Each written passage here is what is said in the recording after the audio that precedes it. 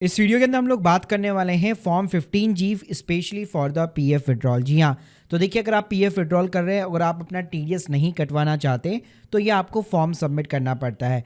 तो assessment year हमारा अभी जो है 25-26 चल रहा है, तो उसके अंदर ये फॉर्म कैसे फिलअप होगा, क्या क्या डिटेल्स की रिक्वायरमेंट रहती है, प्लस आप अपने मोबाइल के थ्रू भी विदाउट प्रिंट आउट किए कैसे आप ये फॉर्म को फिलअप कर सकते हो, तो ये सारी जानकारी देने वाला हूँ इसी वीडियो के अंदर। तो प्लीज पूरा वीडियो जरूर देखिएगा। पहले देखो सिंपली कंडीशंस के बारे में जान लेते हैं कि टीडीएस कब डिडक्ट होता है पीएफ के ऊपर। तो जब भी 5 साल के पहले अगर आप अपना पीएफ का विड्रॉल करना चाहते हैं और अमाउंट आपका 50,000 रुपये से ज़्यादा का होता है तो 10% का टीडीएस डिडक्ट होता है। अगर आपने अपना पैन नंबर नहीं दे रखा तो टीडीएस का जो रेट था वो पहले 30% हुआ करता था। रिसेंटली गवर्नमेंट ने इसको रिड्यूस करके 20% कर दिया है अगर पैन कार्ड अवेलेबल नहीं है तो। अब देखो अगर आपको अपना टीडीएस नहीं कटवाना, 50,000 से ज़्यादा का अगर आपका पीएफ का विड्रॉल है तो उस केस में दो फॉर्म्स अवेलेबल होते हैं। फॉर्म 15G होता है, 15H होता है। अगर आपकी एज जो है लेस देन 60 है तो आप 15G भर सकते हैं। एज जो है मोर देन 60 प्लस है, अगर आप सीनियर सिटीजन है तो 15H आपको भरना पड़ता है। अब स्क्रीन के सामने देख सकते हैं इस टाइप का ये प्रॉपर जो एक फॉर्मेट होता है, फॉर्म होता है। इसको आप चाहो तो प्रिंट आउट निकाल के यहाँ पे बाय मैनुअली फिलअप कर सकते हो और साइट के ऊपर यहाँ पे आप अपलोड करा सकते हो। मैं आप लोगों के लिए डिस्क्रिप्शन बॉक्स के अंदर एक लिंक देने वाला हूँ जहाँ पे आपको प्रॉपर एक फिलेबल फॉर्म मिल जाएगा जिसको आप मोबाइल के अंदर यहाँ पे फिल कर सकते हो। आपको कोई भी प्रिंट आउट वगैरह कुछ भी निकालने की जरूरत नहीं पड़ने वाली, सारी डिटेल्स आप अपने मोबाइल से फिल कर पाओगे। तो आप स्क्रीन के सामने देख सकते हो मैंने इस फॉर्म को अपने मोबाइल के अंदर खोल लिया है। तो आप एडोबी रीडर की ऐप डाउनलोड कर सकते हो iOS या प्ले स्टोर से। अब इस फॉर्म के अंदर खास बात क्या है, आप देख सकते हो यहाँ पे आप प्रॉपर जो है अपना नेम वगैरह सब कुछ टाइप कर सकते हो। तो ये जो फील्ड्स होगी सारी की सारी वो एडिटेबल होगी। तो ये सारी फील्ड को जो है आपको प्रिंट आउट लेने की जरूरत नहीं है, पूरा फॉर्म आपका मोबाइल के अंदर ही आराम से यहाँ पे फिलअप हो सकता है। प्लस अगर आपको यहाँ पे सिग्नेचर भी करना है तो यहाँ पे आप देख सकते हैं फील एंड साइन का ऑप्शन दिया गया है।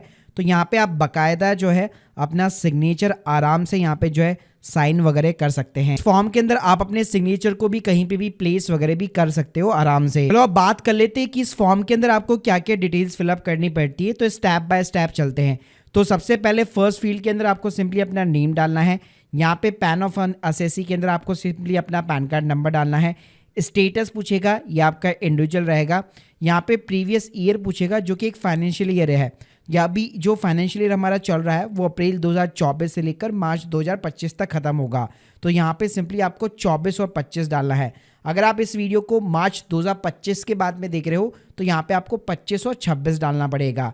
रेजिडेंशियल स्टेटस के अंदर आपका स्टेटस रेजिडेंट रहेगा। अगर आप एनआरआई पर्सन है तो आप नॉन रेजिडेंट डाल सकते हैं।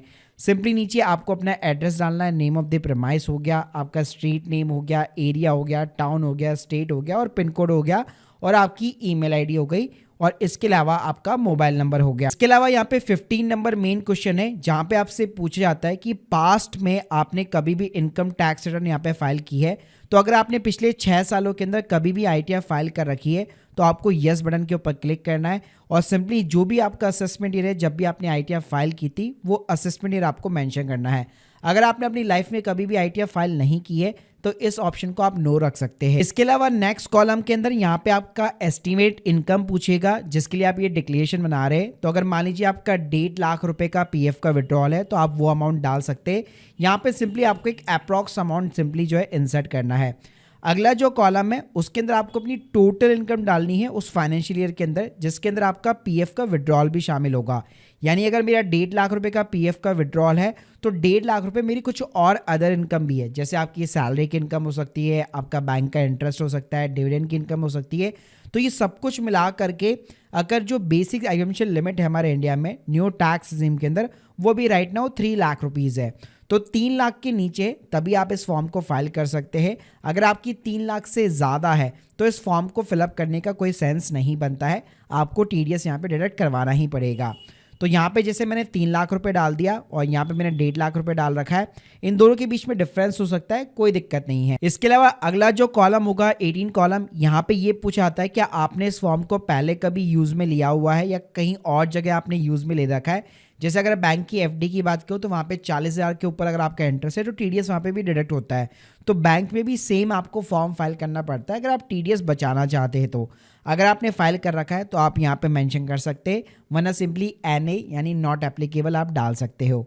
इसके अलावा अगला कॉलम के अंदर आप ये जो डिक्लेरेशन बना रहे उससे रिलेटेड आपको डिटेल्स यहाँ पे जो है इंसर्ट करनी होती है। जैसे आइडेंटिफिकेशन के नंबर आप सिंपली अपना यूएन पे मेंशन कर सकते हैं। नेचर ऑफ इनकम आपका पीएफ विड्रॉल हो गया। सेक्शन 192A के अंदर आपका टीडीएस का डिडक्शन होता है। अमाउंट ऑफ इनकम कितना आपका टोटल पीएफ का विड्रॉल है वो अमाउंट यहाँ पे आप सिंपली इंसर्ट कर सकते हो और नीचे यहाँ पे सिंपली आपके सिग्नेचर आ जाते हैं। फिर अगर आप थोड़ा सा नीचे जाएंगे तो यहाँ पे अगेन आपको सिंपली अपना नेम डालना है। इसके बाद में यहाँ पे ईयर एंडिंग के अंदर पूछेगा, तो इस फॉर्म को अभी राइट नाउ हम लोग 24-25 में फाइल कर रहे हैं, तो फाइनेंशियल ईयर जो एंड होगा वो 31 मार्च 2025 को होगा और यहाँ पे जो असेसमेंट ईयर होगा वो एक साल आगे चलता है, तो 25 और 26 होगा।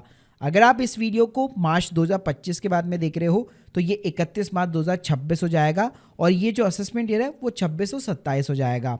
और सेम यहाँ पे आपको वही रखना है 31 मार्च 2025 और आपका असेसमेंट ईयर एक साल आगे 25 और 26 हो गया।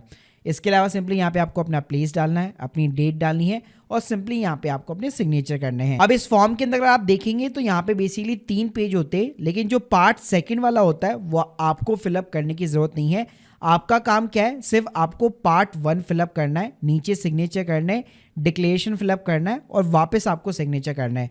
तो सिर्फ ये जो 1 पेज है वही केवल आपको फिलअप करके अपलोड कराना होता है। अब देखिए अपलोड भी कहाँ पे होता है वो भी मैं आपको दिखाना चाहूँगा। जैसे आप यहाँ पे जो है employ provident fund organisation India की वेबसाइट पे EPFO की वेबसाइट पे जाते तो यहाँ पे आप देख सकते हैं only for the PF withdrawal form 19 होता है और 1 MB के अंदर आपको ये PDF फाइल यहाँ पे अपलोड करानी पड़ती है।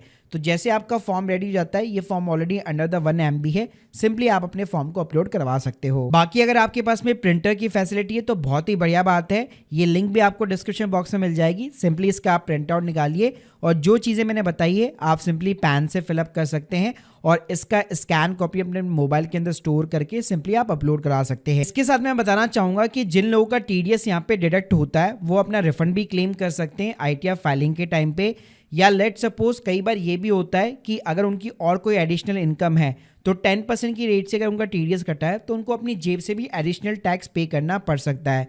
तो मैं हाईली रिकमेंड करूंगा आपको हमेशा एक टैक्स कंसल्टेंट की ज़रूर एडवाइस लेनी चाहिए कभी भी अगर आप अपना PF का विड्रॉल कर रहे हैं और अगर आपकी income more than 3 lakh rupees है, तो ताकि आप अपनी प्रॉपर टैक्स प्लानिंग कर सके और ज़्यादा से ज़्यादा यहाँ पे टैक्स वगैरह बचा सके। बाकी अगर आप हमारी सर्विसेज अवेल करना चाहते हैं, link in the description box. आप लोग के जो भी डाउट्स है कमेंट बॉक्स के अंदर ज़रूर बताइए। Thank you guys, thank you very much.